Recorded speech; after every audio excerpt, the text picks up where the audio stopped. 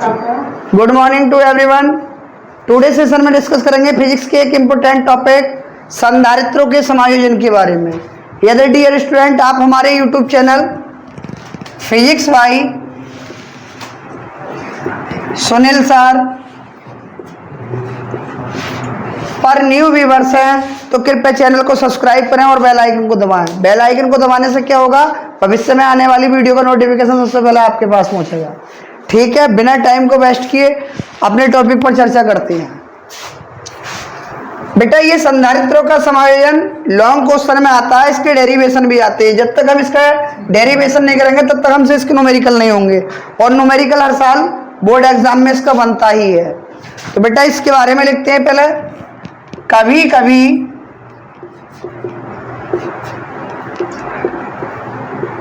अनेक प्रयोगात्मक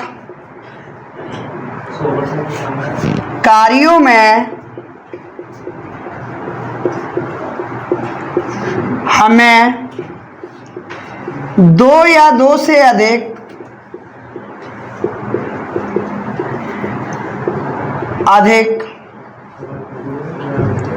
संधारित्रों को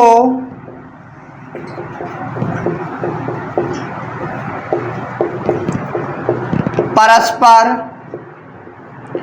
जोड़ने की आवश्यकता पड़ती है।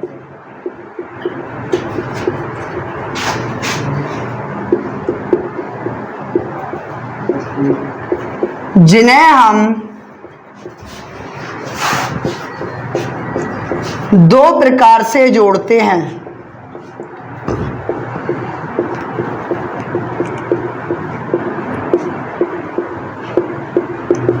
ठीक है डियर स्टूडेंट, कभी कभी अगर हमें दो या दो से अधिक संधारित्रों को जोड़ने की आवश्यकता पड़ती है तो उन्हें हम दो प्रकार से जोड़ते हैं। एक तो होता है हमारा श्रेणी क्रम, जिसे बोलते हैं इन सीरीज, और बेटा दूसरा होता है समांतर क्रम, जिसे हम बोलते हैं इन पैरेलल। ठीक है, मैंने इसमें संधारित्रों को जोड़ने की बात बताई है कि कभी भी हमें अगर दो या दो से अधिक संधारित्रों को जोड़ने की आवश्यकता पड़ेगी तो उन्हें हम दो प्रकार से जोड़ेंगे। नंबर एक श्रेणी क्रम, नंबर दो समांतर क्रम। ठीक है बेटा, इसे आप नोट कर लो या इसका स्क्रीनशॉट ले लो।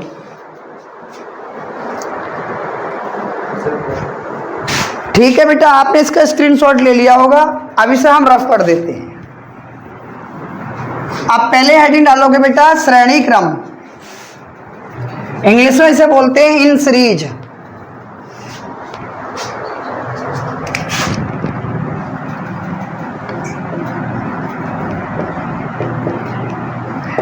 श्रेणी क्रम हेडिंग डालने के बाद सबसे पहले एक चित्र बनाओगे।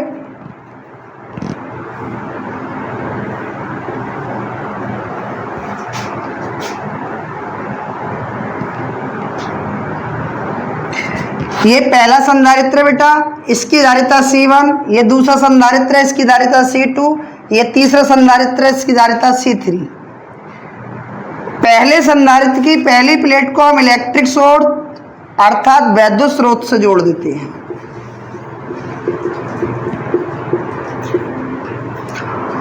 और जो आखिरी संधारित्र होगा, अगर दो है तो दो, तीन है तो तीन, अप टू डैश n, जो भी आखिरी संधारित्र होगा उसकी दूसरी प्लेट को हम काय से जोड़ देते हैं बेटा, पृथ्वी से, जिसे इंग्लिश में बोलते हैं अर्थ। और श्रेणी क्रम में सभी संधारित्रों पर आवेश कैसा होता है, समान होता है।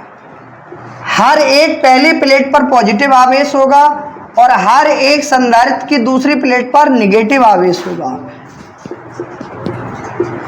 C1 धारिता के सापेक्ष विभव V1 आएगा, C2 धारिता के सापेक्ष विभव V2 आएगा और C3 के सापेक्ष विभव V3 आएगा। तो इसकी मोस्ट थ्योरी और मेन थ्योरी क्या बन जाती है श्रेणी क्रम की, कि श्रेणी क्रम में सभी संधारित्रों में आवेश समान तथा उनके विभव कैसे होते हैं, अलग अलग होते हैं। क्या होता है भाई, श्रेणी क्रम में सभी संधारित्रों में आवेश हमारे समान होते हैं और उनके विभव अलग अलग होते हैं। और अगर बात करें टोटल विभव की तो टोटल विभव जो है इस पर बेटा कितना है V। अब इसके बारे में लिख देंगे हम, श्रेणी क्रम में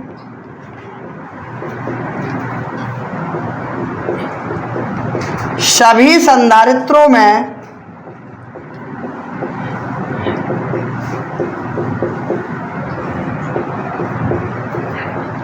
आवेश समान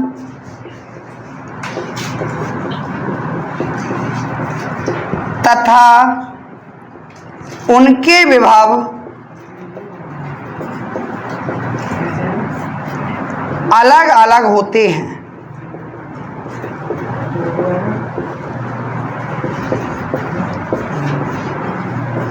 सही है डियर स्टूडेंट। इसकी मेन थ्योरी तो हमारी ये हो गई कि श्रेणी क्रम में सभी संधारित्रों का बेटा आवेश तो क्या होगा, समान होगा प्रत्येक प्लेट पर, लेकिन विभव क्या होंगे, अलग अलग होंगे।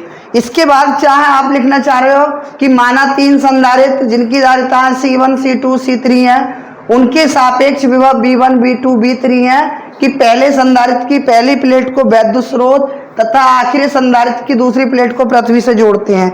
अगर इसे लिखना चाह रहे हो तो लिख दो, वरना इसके न लिखने से कोई इफेक्ट नहीं पड़ेगा।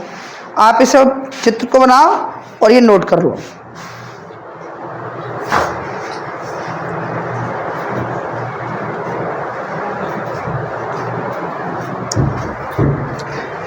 आई होप आपने ये चित्र बना लिया होगा।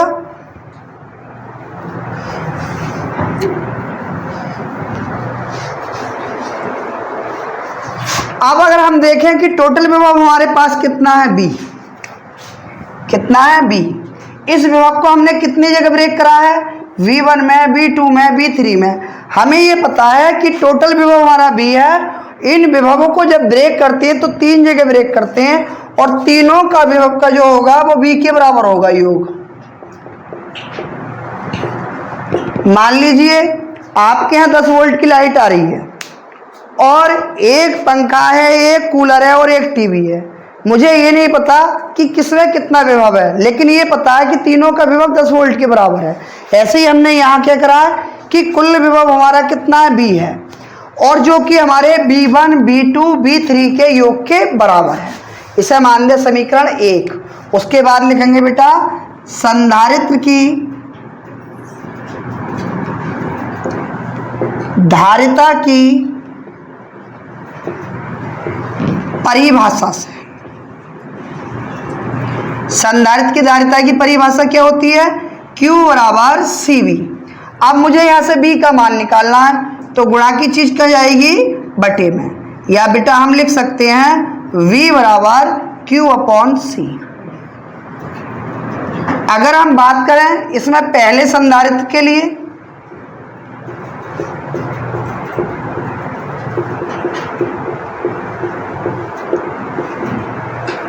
तो पहले संधारित्र हो या दूसरा संधारित्र हो या तीसरा, आवेश तो सब पर समान रहेगा, केवल विभव और धारिता चेंज हो जाएगी।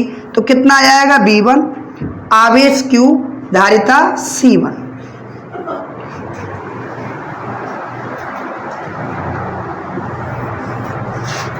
अगर लिखें हम द्वितीय संधारित्र के लिए,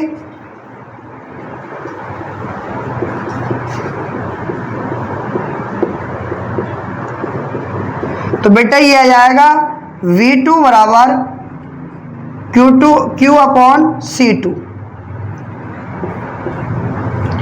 और बात करें बेटा तृतीय संधारित्र के लिए या तीसरे संधारित्र के लिए,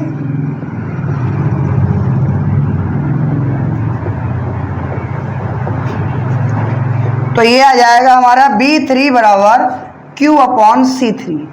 आप देख रहे हैं हम कि हमारे पास B का मान भी हैगा, V1 का भी हैगा, V2 का भी हैगा और V3 का। सारे मान ले जाकर समीकरण 1 में लगा दो। पहले तो इसे उतार लो बेटा।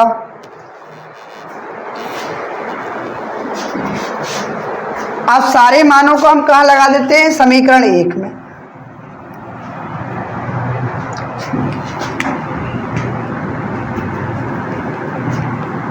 समीकरण 1 से क्या हो जाएगा, V की जगह अपना कितना लगाएंगे, Q/C। V1 की जगह Q/C1, V2 की जगह Q/C2, V3 की जगह Q/C3। अब हम देख रहे हैं कि ऊपर सब जगह क्या है, हमारा बी है, क्यू है सॉरी, तो सब जगह जो समान संख्या होती है उसे हम क्या ले लेते हैं, कॉमन आउट। तो ये हो जाएगा हमारा Q अपॉन सी बराबर 1/C1, 1/C2, 1/C3, Q से Q कैंसिल, 1/C बराबर 1/C1, 1/C2, 1/C3। यही हमारा परिणामी धारिता का सूत्र आ गया। कौन से क्रम में बेटा, श्रेणी क्रम में। आप इसे नोट कर सकते हो। उसके बाद अभी हम समांतर क्रम समझाते हैं।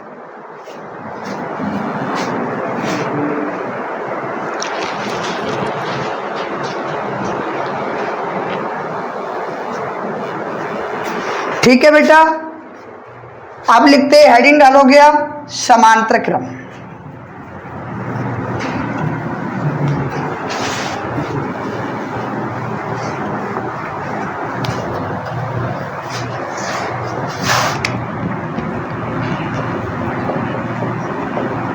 समांतर क्रम। समांतर क्रम डालने के बाद पहले हम एक चित्र ड्रा करेंगे।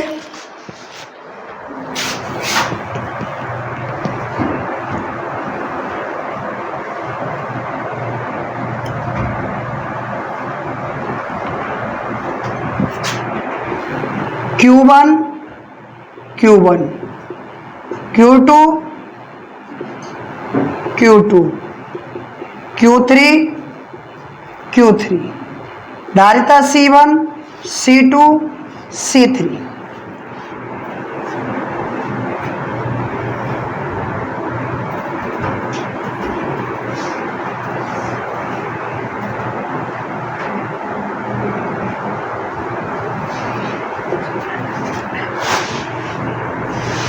ये क्या बेटा, वैद्युत स्रोत यानी इलेक्ट्रिक सोर्स।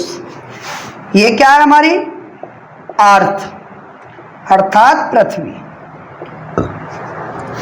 एक बात इसमें मेन होती है कि समांतर क्रम में सभी संधारित्रों की पहली प्लेट को वैद्युत स्रोत से जोड़ते हैं और सभी संधारित्रों की दूसरी प्लेट को हम पृथ्वी से जोड़ते हैं, और सभी पर विभव कैसा रहता है, समान। उसमें क्या समान रहता है बेटा, आवेश। और समांतर क्रम में क्या समान रहता है, विभव। समांतर क्रम में अलग अलग क्या होता है, आवेश, लेकिन श्रेणी क्रम में क्या समान होता है, अलग अलग होता है, विभव। तो इसमें लिख देंगे हम समांतर क्रम में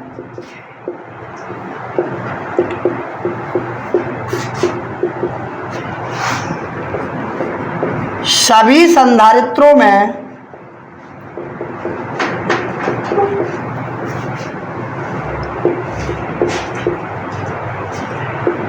वैद्युत विभव समान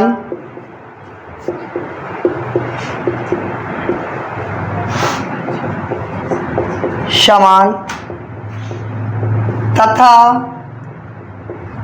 उनके आवेश अलग अलग होते हैं।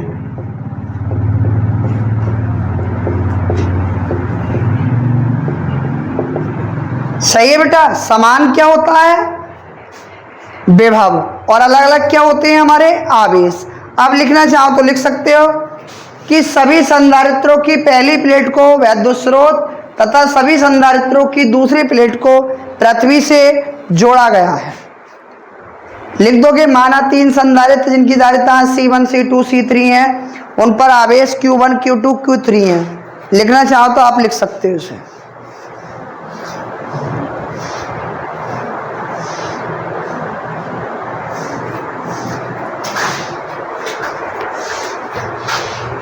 ठीक है बेटा, इसे रब कर देते हैं।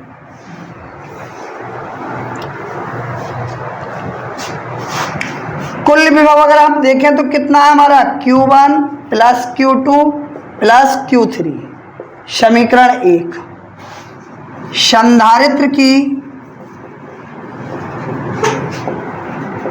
धारिता की परिभाषा से क्या होती है, Q बराबर CV। अगर पहले संधारित्र की बात करें, पहले संधारित्र के लिए। तो ये हो जाएगा Q1 धारिता C1 विभव तो सभी पर समान है। दूसरे संधारित्र के लिए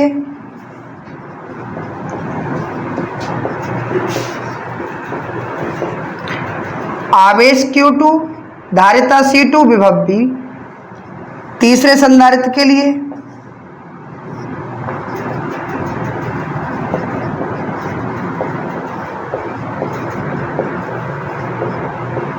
बेटा ये आ जाएगा Q3 बराबर C3 विभव D।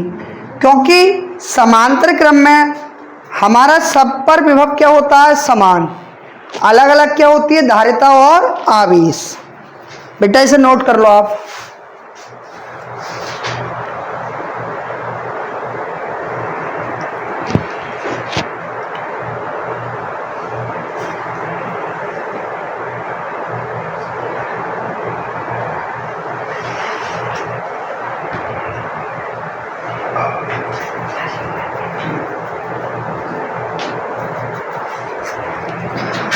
हमारे पास Q, Q1, Q2, Q3 सभी के मान उठाकर कहाँ लगा दोगे समीकरण 1 में।